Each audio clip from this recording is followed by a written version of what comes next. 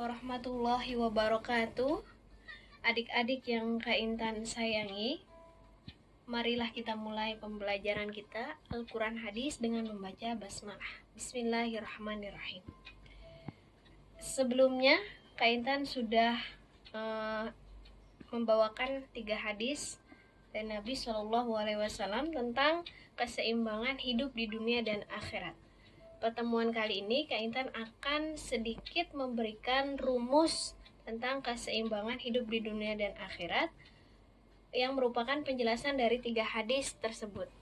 Yang pertama adalah hadis tentang mukmin yang kuat lebih baik dan lebih dicintai daripada mukmin yang lemah.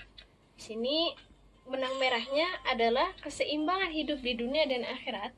Yang pertama, bagaimana mukmin yang seimbang antara dunia dan akhirat, yaitu adalah mukmin yang kuat. Mukmin yang kuat dari segi apa? Utamanya dari segi rohani. Dia punya semangat karena dalam hadis itu ada kata ihris ala ma yanfa'uka. Maka yang lebih utama ditafsirkan mukmin yang kuat adalah mukmin yang kuat secara rohani, yang mempunyai semangat untuk terus mempunyai kemauan keras berbuat kebaikan, berbuat atas kemanfaatan. Dia punya rasa ikhlas, punya rasa tawadu, punya rasa qanaah, punya rasa sabar, punya kesungguhan dan sebagainya.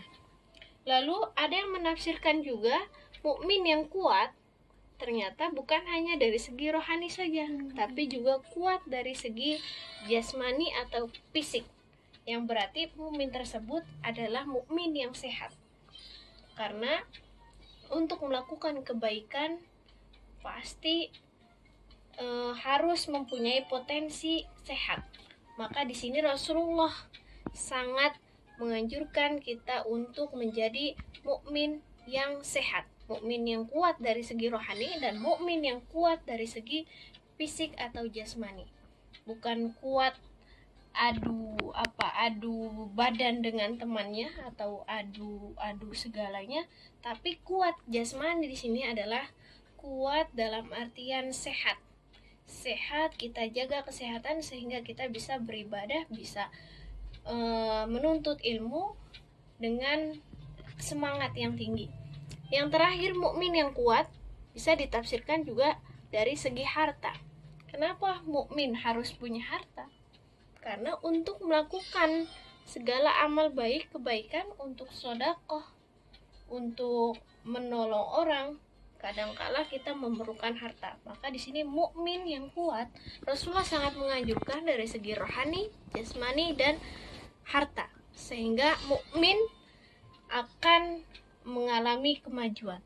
Selanjutnya hadis yang kedua, yaitu tentang keseimbangan dunia dan akhirat juga. Di sini benang merahnya adalah tentang fa inna dunya balagun ilal akhirah. Nah, yang awalnya itu hadisnya laisa bi khairikum man taraka dunya li akhiratihi wala akhiratahu li dunya hatta yusiba minhuma jami'an. Nah, ini hadis pertamanya seperti itu.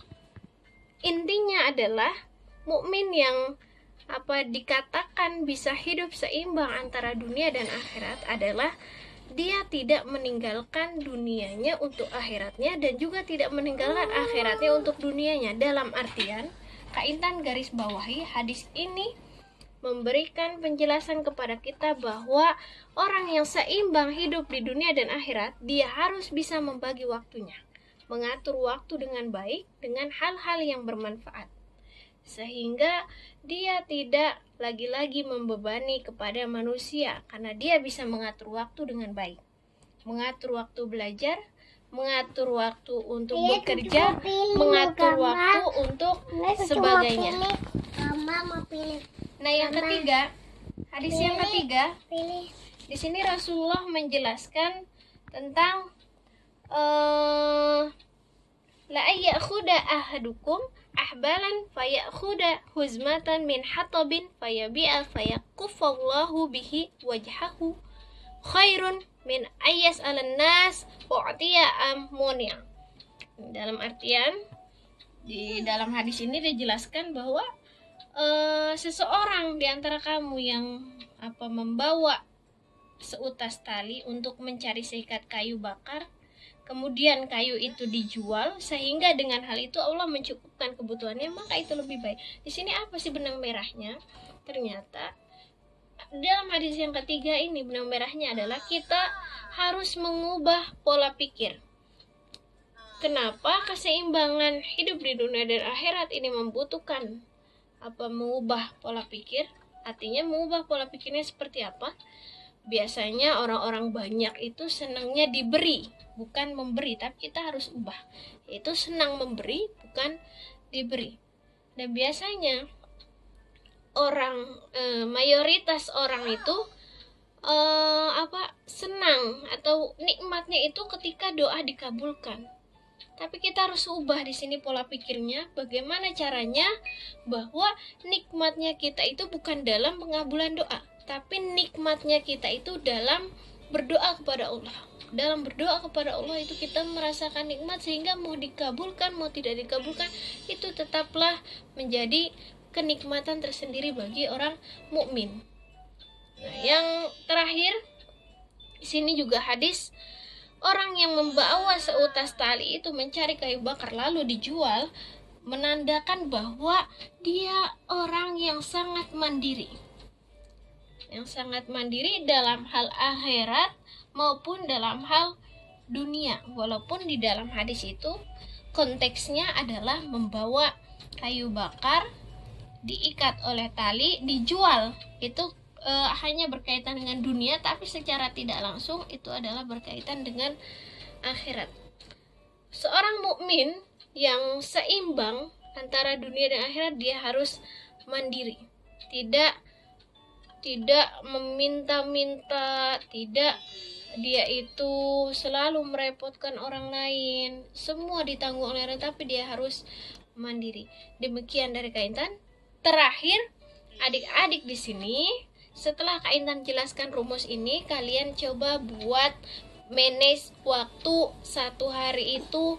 Misalnya jam 3:30 atau jam 3 kamu bangun sahur, habis sahur ngapain, tidur lagi atau gimana. Bagaimana caranya kamu seimbang hidup di dunia dan akhirat. Coba kamu buat satu rumusan tentang keseharian, jadwal sehari-hari.